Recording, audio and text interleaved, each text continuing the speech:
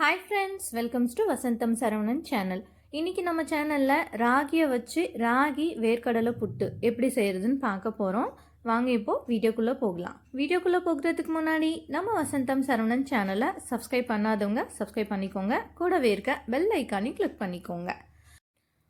இப்போ இந்த ராகி புட்டு செய்கிறதுக்காக 1 டம்ளர் அளவுக்கு கேழ்வரகு மாவு எடுத்து வச்சுருக்கேன். இப்போ இந்த மாவை நம்ம ஒரு சல்லடை வச்சு சலிச்சிட்டு அதுக்கப்புறம் யூஸ் பண்ணிக்கலாம். ராகியில் மற்ற சிறுதானியங்களை கம்பேர் பண்ணும்போது அதிகமான கால்சியம் சத்துக்கள் இருக்குது. அதனால் கண்டிப்பாக நம்ம இந்த ராகியை உணவோட அடிக்கடி நம்ம சேர்த்துக்கிட்டா இயற்கையாகவே நமக்கு கால்சியம் சத்து கிடைக்கப்பெற்று நல்லா நம்மளோட எலும்புகளும் வலிமையாக இருக்கும். கண்டிப்பாக இது மாதிரி ராகியை அடிக்கடி நீங்கள் உணவில் சேர்த்துக்கோங்க. இப்போ இந்த கேழ்வரகு மாவை எல்லாத்தையும் சலிச்சாச்சு. இதில் கொஞ்சமாக உப்பு சேர்த்துக்கிறேன். ஒரு 1/2 டீஸ்பூன் அளவுக்கு உப்பு சேர்த்துக்கிறேன். உப்பு சேர்த்துட்டு இது நல்லா நம்ம கையாலே நல்லா கலந்து விட்டுக்கலாம். உப்பு சேர்த்துட்டு இதை நல்லா கலந்து விட்டுட்டு அடுத்ததாக நம்ம தண்ணி சேர்த்துக்கலாம். இதில் தண்ணி சேர்க்கும்போது ரொம்ப கவனமாக சேர்த்துக்கணும். கொஞ்சம் கொஞ்சமாக தண்ணி சேர்த்து இந்த மாதிரி கையால் பிசைஞ்சு விட்டுட்டே இருக்கணும். மாவு உதிரி உதிரியாகவே இருக்கணும். ரொம்ப கெட்டியாக நம்ம அடைக்கு தட்டுற மாதிரி கிளறிடக்கூடாது. லேசாக தண்ணி தெளித்து தெளித்து இந்த மாதிரி கலந்து விட்டுட்டே இருக்கணும்.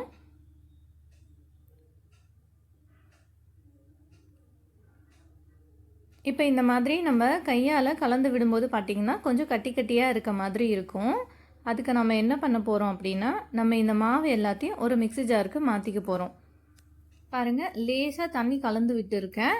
அது கூட நமக்கு நார்மல் மாவும் இருக்க மாதிரியே இருக்குது. இந்த மாதிரி நம்ம கலந்து விட்டுட்டு அடுத்ததாக நம்ம மிக்ஸி ஜாருக்கு இதை நம்ம மாற்றிக்கணும். இது எதுக்காகனா அப்போ தான் கட்டிகள் இல்லாமல் நல்லா நம்ம தெளித்து விட்ட தண்ணியும் ஈவனாக இந்த புட்டு மாவில் கலந்து வரும். நல்ல ஈரப்பதத்தோடு இருக்கும். அதுக்காக தான் இதை நம்ம அப்படியே கையால் பிசைஞ்சு அப்படியே நம்ம இட்லி பாட்டில் சேர்த்துக்கிட்டோம்னா கெட்டி கெட்டியாக கிடைக்கும் புட்டு. அதுக்காக தான் அதை அவாய்ட் பண்ணுறதுக்காக. இப்போ மிக்ஸி ஜாரில் சேர்த்துட்டு இதை நம்ம பல்ஸ் மோடில் வச்சு அடித்து எடுத்துக்கலாம்.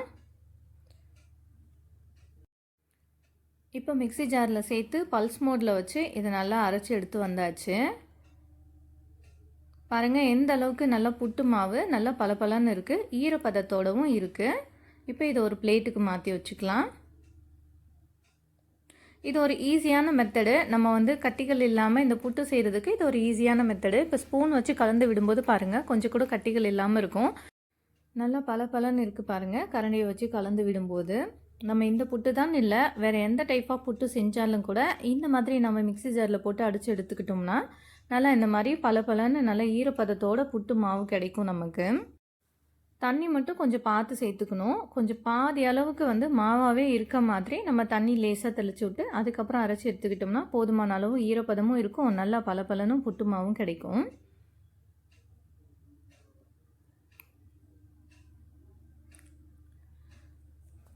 இப்போ ஒரு இடியாப்ப தட்டு எடுத்து வச்சுருக்கேன். இதில் ஒரு வெள்ளை துணியை நல்லா தண்ணியில் அலசிட்டு புழிஞ்சிட்டு அதுக்கப்புறமா நம்ம இந்த தட்டில் சேர்த்துக்கணும். ரொம்ப சொதன்னு ஈரத்தோடு சேர்த்துக்கூடாது. தண்ணியை நல்லா புழிஞ்சிட்டு அதுக்கப்புறமா நம்ம சேர்த்துக்கணும்.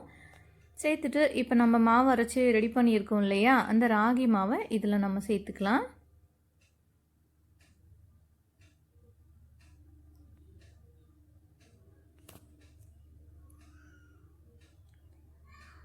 இப்போ ராகி மாவெல்லாம் சேர்த்துட்டு அடுத்ததாக ஒரு 2 ஏலக்காவை தட்டி வச்சுருக்கேன். இப்போ அந்த ஏலக்காயை நம்ம இந்த மாவு கூடவே சேர்த்துக்கலாம். அப்போ தான் நல்ல வாசனையாக இருக்கும் புட்டு நம்ம செய்யும்போது.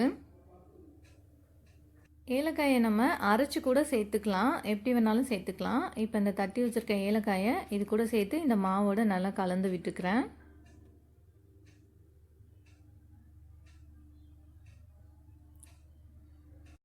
இப்போ இப்படியே நம்ம இட்லி பாட்டில் வைக்கக்கூடாது. இப்போ இந்த ஓரங்களில் இருக்க துணியை இந்த புட்டு மாவு மேலே மூடுனாப்பில் வச்சு அதுக்கப்புறமா நம்ம இட்லி பாட்டில் இதை வச்சிடலாம். இந்த மாதிரி எல்லா சைடும் கார்னரில் இருக்க இந்த துணியை வச்சு இதை நம்ம க்ளோஸ் பண்ணிக்கணும். க்ளோஸ் பண்ணி விட்டுட்டு அதுக்கப்புறமா நம்ம இட்லி பாட்டில் வச்சுக்கலாம். அப்போ தான் அந்த இட்லி பாட்டில் அந்த மேல் மூடி இருக்கும் இல்லையா, அதுலேருந்து தண்ணி இந்த புட்டில் இறங்காமல் இருக்கும். அதுக்காக தான். இப்போ இட்லி பாட்டில் தண்ணி சேர்த்துட்டு தண்ணி நல்லா ஆவி வர ஆரம்பிச்சிருக்கு. ஆவி வர நேரத்தில் நம்ம இந்த புட்டு மாவை அது உள்ளே வச்சிடலாம். இது ஒரு 5லேருந்து ஒரு 7 நிமிஷம் வெந்தாலே போதுமானதாக இருக்கும். கரெக்டாக வெந்து வந்துடும் நமக்கு. இது அப்படியே நம்ம இப்போ ஒரு மூடி போட்டு வச்சிடலாம். இப்போ அடுத்து ஸ்டவ் ஆன் பண்ணிவிட்டு ஒரு பேன் ஹீட் பண்ணி வச்சுருக்கேன். இப்போ அதில் கொஞ்சமாக வேர்க்கடலை சேர்த்துக்கிறேன். காஞ்ச வேர்க்கடலை சேர்த்துட்டு இதை நல்லா நம்ம வறுத்து எடுத்துக்கலாம். ஸ்டவ்வை மீடியம் ஃப்ளேமில் வச்சுட்டு நல்லா இதை வறுத்து எடுத்துக்கணும்.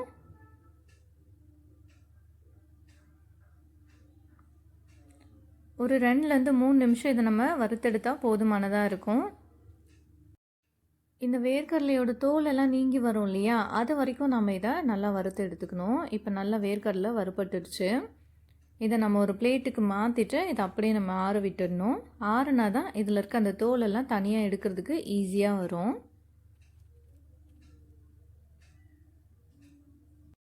இப்போ இதை ஒரு பிளேட்டுக்கு மாற்றிட்டு ஆற வச்சிடலாம்.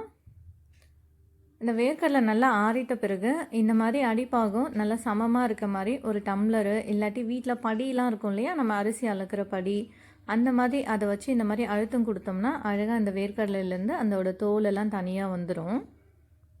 இந்த தோலெல்லாம் நீங்கிட்ட பிறகு இதை புடைச்சிட்டு நம்ம அந்த வேர்க்கடலையை மட்டும் யூஸ் பண்ணிக்கலாம். பாருங்கள், இப்போ ஆல்மோஸ்ட் இதோட தோல் எல்லாமே எடுத்தாச்சு. நம்ம கையாலே இந்த மாதிரி அழுத்தம் கொடுத்தோம்னா கூட அழகாக அதில் இருக்க தோல் எல்லாம் வந்துடும். 1 2 இருந்தால் அது ஒன்றும் பிரச்சனை கிடையாது. இப்போ இதிலேருந்து ஒரு 1/2 டம்ளர் அளவுக்கு வேர்க்கடலை எடுத்துக்கிறோம். 1 டம்ளர் அளவுக்கு நம்ம கேழ்வரகு மாவு எடுத்துருந்தோம். அதுக்கு ஒரு 1/2 டம்ளர் அளவுக்கு வறுத்த வேர்க்கடலை எடுத்து மிக்ஸி ஜாருக்கு மாற்றிக்கலாம். மாற்றிட்டு இது நல்லா நம்ம அரைச்சி வந்துப்போம். ரொம்ப ஃபைன் பவுடராக அரைக்கணும்னு அவசியம் இல்லை. கொஞ்சம் கொரப்பாகவே அரைச்சி எடுத்துக்கிட்டாலே ரொம்ப சுவையாக இருக்கும் புட்டு. இப்போ இது நல்லா அரைச்சி எடுத்து வந்தாச்சு. பாருங்கள், நல்லா கொரப்பாக இருக்குது. இப்போ இதை ஒரு பிளேட்டுக்கு மாற்றி வச்சிடலாம். மாற்றி வச்சுட்டு இப்போ அதே மிக்ஸி ஜாரை எடுத்துப்போம். அதில் கொஞ்சம் போல் தேங்காவை குட்டி குட்டியாக கட் பண்ணி வச்சுருக்கிறேன். இப்போ அந்த தேங்காயை சேர்த்து அதே மிக்ஸி ஜாரில் நம்ம அரைச்சி எடுத்துக்கலாம்.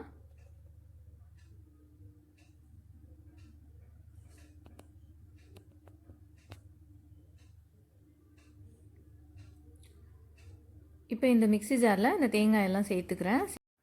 சேர்த்துட்டு இதை நல்லா அரைச்சி எடுத்துக்கலாம். தண்ணிலாம் சேர்க்கக்கூடாது. தண்ணி சேர்க்காமல் அப்படியே வெறுமனே நம்ம நல்லா இதை அரைச்சி எடுத்துக்கலாம். இப்போ இந்த தேங்காயும் அரைச்சாச்சு. இப்போ இது அப்படியே இருக்கட்டும். நம்ம வேக வச்சோம் இல்லையா புட்டு, அதுவும் ஆல்மோஸ்ட் ரெடி ஆகிடுச்சு. அந்த புட்டை ஓப்பன் பண்ணி பார்த்துடலாம்.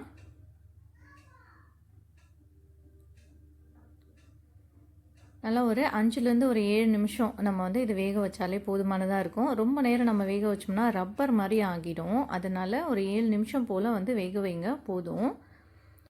கேஸ் ஸ்டவ்வை ரொம்ப ஸ்லோ ஃப்ளேமில் வச்சுருந்திங்கன்னா ஒரு 10 மினிட்ஸ் போல் வேக வச்சுக்கோங்க. அப்படி இல்லாமல் நான் வந்து இதை எப்படி வச்சுருந்தேன்னா ஸ்லோ ஃப்ளேமோட கொஞ்சம் ஹையில் வச்சுருந்தேன். அதனால் 7 மினிட்ஸ்லேயே நல்லா வெந்து வந்துருச்சு. பாருங்கள், புட்டு நல்லா பலன்னு வெந்து வந்திருக்கு. இப்போ இதை உடனே நம்ம இட்லி பாட்டிலேருந்து எடுத்து இன்னொரு பாத்திரத்துக்கு நம்ம மாற்றி வச்சுக்கணும். இதை நம்ம அப்படியே விட்டாலும் ரொம்ப நேரத்துக்கு இட்லி பாட்டிலே இருந்தாலும் ரப்பர் மாதிரி ஆகிடும். ரொம்ப நல்லா ஓவர் குக் ஆகி ரப்பர் மாதிரி மாறிடும். இப்போ அதனால் இதை இன்னொரு பாட்டுக்கு மாற்றிடலாம். பாருங்கள், இந்த துணியிலலாம் ஒட்டி இருக்கும் இல்லையா அந்த புட்டு, நம்ம சும்மா அதை ஒரு கரண்டியை வச்சு தட்டி விட்டாலே அழகாக வந்துடும். அப்படி இல்லைன்னா நம்ம கையாலே வந்து சும்மா அந்த துணியை வந்து அழுத்தி விட்டோம்னா அழகாக வந்துடும். இப்போ இந்த புட்டில் ஒரு 1/2 டம்ளர் அளவுக்கு நாட்டு சர்க்கரை சேர்த்துக்கிறேன். 1 டம்ளர் அளவுக்கு ராகி மாவுக்கு 1/2 டம்ளர் அளவுக்கு போதுமானதாக இருக்கும். நம்ம நாட்டு சர்க்கரைக்கு பதிலாக வெல்லம் இல்லாட்டி சர்க்கரை நார்மலாக இருக்கிற ஒயிட் சுகர் கூட நம்ம இதில் சேர்த்துக்கலாம். இப்போ இதை சேர்த்துட்டு இது நல்லா நம்ம மிக்ஸ் பண்ணி விட்டுக்கலாம். நல்லா சூடாக இருக்கும் போதே நம்ம சேர்த்துட்டோம்னா அது வந்து நல்லா கொஞ்சம் மெல்ட் ஆகி இந்த புட்டோடு நல்லா கலந்து வரும். சாப்பிட்றதுக்கும் ரொம்ப சுவையாக இருக்கும். இப்போ நாட்டு சர்க்கரை சேர்த்துட்டு இதை நல்லா கலந்து விட்டாச்சு. அடுத்ததான் நம்ம அரைச்சி வச்சுருக்கிற தேங்காயை இது கூட சேர்த்துக்கலாம்.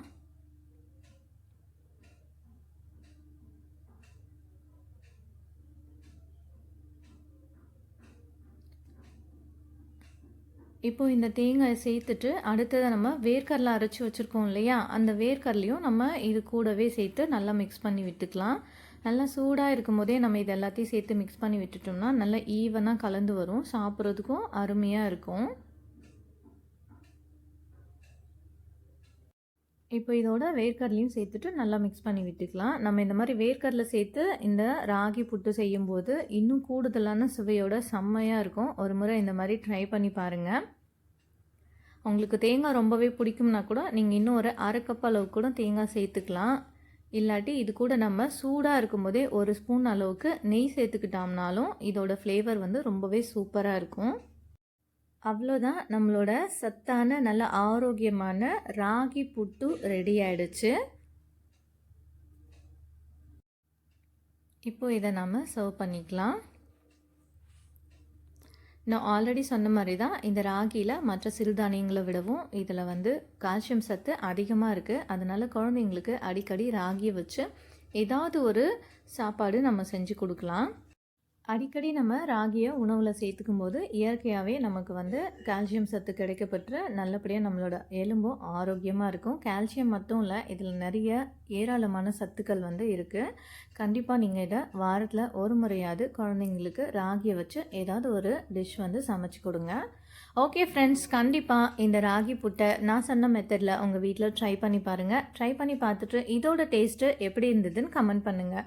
இந்த வீடியோ உங்களுக்கு ரொம்ப பிடிச்சிருந்தா இந்த ரெசிபியை உங்களோட ஃபேமிலி அண்ட் ஃப்ரெண்ட்ஸ்க்கு ஷேர் பண்ணுங்கள், லைக் பண்ணுங்கள், கமெண்ட் பண்ணுங்கள். தேங்க்ஸ் ஃபார் வாட்சிங்.